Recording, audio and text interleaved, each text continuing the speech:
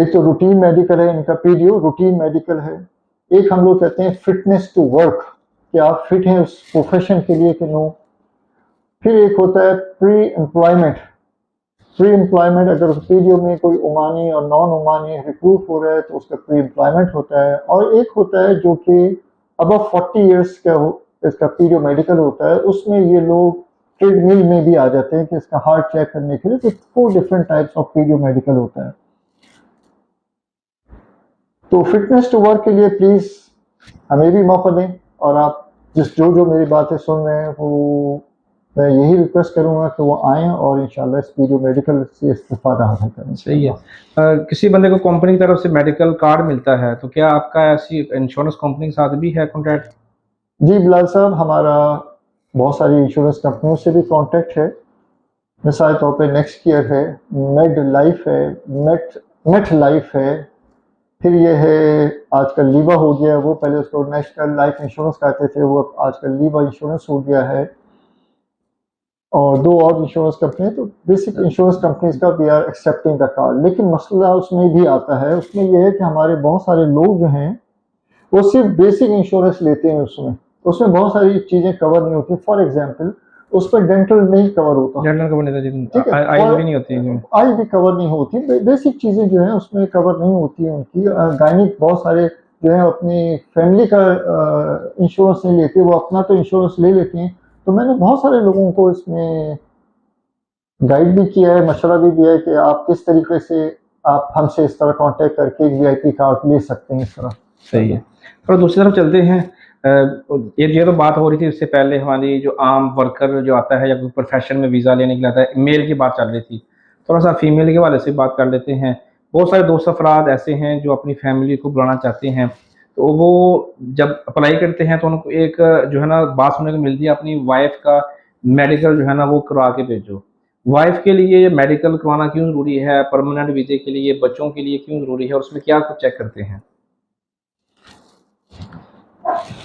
बिलाल साहब, ये मेरे लिए तो सच्ची बात है, ये न्यूज़ है, क्योंकि जो फैमिली वीज़े के ऊपर आ रहा है, फैमिली ज्वाइनिंग वीज़े पे आ रहा है, उसको मेडिकल की ज़रूरत नहीं है। लेकिन हमने सुना है कि मेडिकल करवाना पड़ता है। बहुत सारे मेरे कुलीग ऐसे हैं जिन्होंने फैमिली वीज़ा निकालने के लिए पाकिस्तान से मेडिकल करवाए हैं वाइफ के। आई डोंट थिंक कि इसमें रिक्वायरमेंट है। यस, आजकल जो नई रिक्वायरमेंट है वो ये है कि आपको प्रूव करना पड़ता है कि so and so is your spouse, so and so is your wife. जी जी। तो उसके लिए आपको अपना निकाहनामा अटैच करवाना पड़ता है यहाँ ओमान में, लेकिन मेडिकल तो है ही नहीं उनका, वाइफ के लिए नहीं है। और वाइफ फैमिली ज्वाइनिंग के लिए, चाहे उनका बच्चा हो, उनका कोई भी बेटा बेटी ज्वाइन कर रहा, फैमिली ज्वाइनिंग वीज़ा मेडिकल सिर्फ उनके लिए जो कोई यहाँ प्रोफेशनल जॉब करने के लिए आ रहा है। ठीक है, वाइफ के लिए नहीं है। वाइफ के लिए नहीं। वाइफ के अगर कोई हस्बैंड के जो फादर हैं वो आते हैं, या वाइफ की तरफ से उसके हस्बैंड जो फादर आते हैं, तो कोई किसी के लिए कोई रिक्वायरमेंट नहीं। जो फैमिली ज्वाइनिंग का लफ्ज जहाँ आ गया उसमें वीज़ा मेडिकल नहीं है, रिक्वायर्ड नहीं है। लेकिन जो कंपनी कहती हैं तो वो फिर बस वो अपने रिकॉर्ड के लिए शायद रखना चाह रहे होंगे, दैट्स समथिंग डिफरेंट। लेकिन हमारे जो मेरे पास इत्तलात है उसके हिसाब से फैमिली ज्वाइनिंग से रिलेटेड में कोई वीज़ा मेडिकल नहीं है। जो इन्वेस्टर का वीज़ा है, क्या उसके लिए भी मेडिकल की वही शर्त है? जी, इन्वेस्टर के लिए वही है। जो भी गोल्डन वीज़ा पे आ रहा है या इन्वेस्टर वीज़ा पे आ रहा है, जैसे भी है वही रिक्वायरमेंट है कि आपने यहाँ अपना मेडिकल कराना है। सही है। वैसे तो आगे जाके उस पर बात करेंगे, लेकिन अगर कोई डॉक्टर ही खुद आ रहा है ओमान में डॉक्टरी के शोबे से ही, तो डू इट।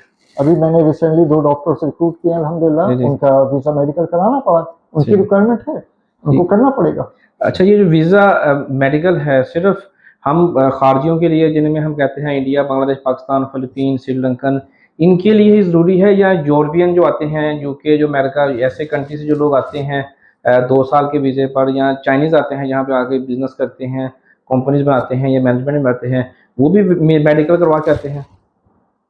ये अच्छा सवाल है आपका बिलाल साहब।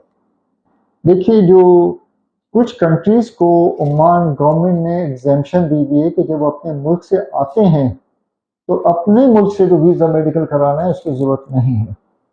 अच्छा। लेकिन once they arrived here in Oman they have to do it. वहाँ पे ज़रूरत नहीं, वहाँ से ज़रूरत नहीं है। और उससे मैं ख़ास तौर पे एक शामिल करना चाहूँगा यूरोपियन कंट्री से, हमारा एशियन कंट्री ईरान। ठीक है सर, ईरान से जो आ रहा है, कोई भी कैंडिडेट यहाँ ओमान आ रहा है तो उसको ईरान से वीजा मेडिकल कराने की जरूरत नहीं है। नहीं है? बिल्कुल। अच्छा, ईरानी, हमारे नेबर को भी जरूरत नहीं है? जस ईरानी की बात कर रहा हूँ मैं हाँ, आपसे, ओके। उसको जरूरत नहीं है, ठीक है। वो यहाँ आ जाते हैं, जब वो वंस दे अराइव हियर उसके बाद उनको यहाँ मेडिकल कराना है, वो बाकी जो प्रोसेस है उसको फॉलो करना या पड़ेगा। वो फॉलो करना है सेम। क्या वजह है कि पाकिस्तान, ईरान, अफगानिस्तान, इंडिया, बांग्लादेश के बीच में मुल्क है, उसको इतनी बड़ी फैसिलिटी? ये तो देखिए, ये तो एक मोहब्बत है उनके साथ? मोहब्बत है, उनको शायद एक एक्स्ट्रा उनको प्रिविलेज दिया गया हुआ है। और लेकिन अब उनको प्रिविलेज ये तो जरूर दे दिया कि बैक होम से नहीं कराना मेडिकल, लेकिन यहाँ यहाँ तो में कराना है। ओमान में आगे तो फिर ओमान में तो आप सब में कराना है, जो भी जिस नेशनलिटी का भी आ रहा है उसने अपना वीजा मेडिकल कराना है। सही। ओमान चूंकि पार्ट ऑफ जीसीसी है, ओमान, और हम जब मेडिकल के लिए जाते हैं तो लिखा होता है कि यहाँ पर ओमान के लिए मेडिकल होगा, ये काउंटर है। बाकी जीसीसी जिसमें कतर, कुवैत, बहरीन, सऊदी आता है, उनके लिए अलग काउंटर होते हैं। कुछ डिफरेंसेस होते हैं पाकिस्तान में मेडिकल को लेकर, या एक ही कानून है पूरे जीसीसी का? देखिए आजकल के हिसाब से, आज का एट प्रेजेंट मैं बात कर रहा हूँ, एट प्रेजेंट में जीसीसी में और हम ओमान में जो मेडिकल हो रहा है it is same standard. Okay, ठीक है। सारा स्टैंडर्ड कर दिया बना, पूरे जीसीसी में जो टेस्ट हम लोग कर रहे हैं वो लोग भी वही कर रहे हैं सारे। एक दफा आपने वीजा मेडिकल अगर कराया है जीसीसी में तो it is applicable, definitely it is applicable in the other GCC country also, same visa, क्योंकि इट इज द सेम।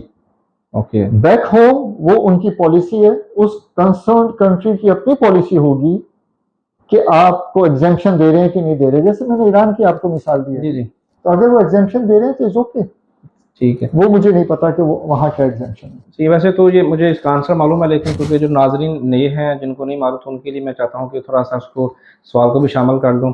एक आदमी वीज़े पर ओमान आता भी, तो चूँकि बस वीज़े बैन है, मैं जनरल बात करूँगा, जैसे वीज़े खुलेंगे इंशाल्लाह बहुत जल्द खुलेंगे, उसके ऊपर सफीर पाकिस्तान भी और ओमान गवर्नमेंट भी अच्छा काम कर रही है। उम्मीद करते हैं कि